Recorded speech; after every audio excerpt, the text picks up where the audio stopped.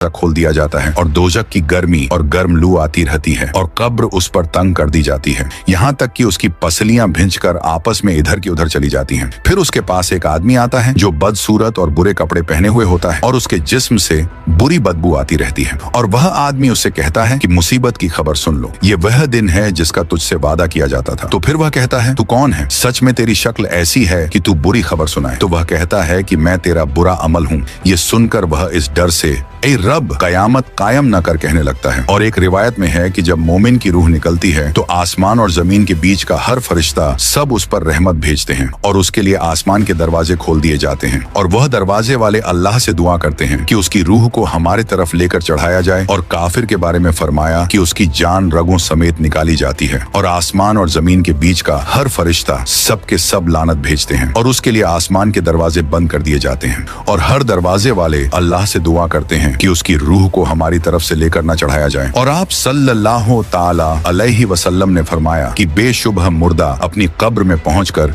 बेखौफ और इत्मीनान के साथ बैठता है। फिर उससे सवाल किया जाता है कि तू दुनिया में किस दीन में था? तो वह जवाब देता है कि मैं इस्लाम में था। फिर उससे सवाल होता है कि तेरे अकीदे में ये कौन है जो तुम्हारी तरफ भेजे गए? तो वह जवाब देता है कि मोहम्मद रसूलुल्लाह हैं जो हमारे पास अल्लाह के पास से खुले खुले मौजे लेकर आए, तो हमने उनकी तस्दीक की। फिर उससे पूछा जाता है कि क्या तूने अल्लाह को देखा है? तो वह जवाब देता है कि दुनिया में कोई आदमी अल्लाह को नहीं देख सकता, फिर मैं कैसे देख लेता? फिर उसके सामने दोजक की तरफ एक रोशन अंदान खोला जाता है जिसके जरिए वह दोजक को देखता है कि आग के अंगारे आपस में एक दूसरे को खाए जा रहे हैं। तो जब वह दोजक का मंजर देख लेता है तो उससे कहते हैं कि देख अल्लाह ताला ने तुझे किस मुसीबत से बचाया। फिर उसके सामने जन्नत की तरफ एक रोशनदान खोला जाता है जिसके जरिए वह जन्नत की रौनक और जन्नत की दूसरी चीजें देख लेता है। फिर उससे कहा जाता है कि यह जन्नत तेरा ठिकाना है, तू यकीन ही पर जिंदा रहा और यकीन पर ही तुझे मौत आई और यकीन ही पर तू कयामत के दिन कब्र से उठेगा। और वही नाफरमान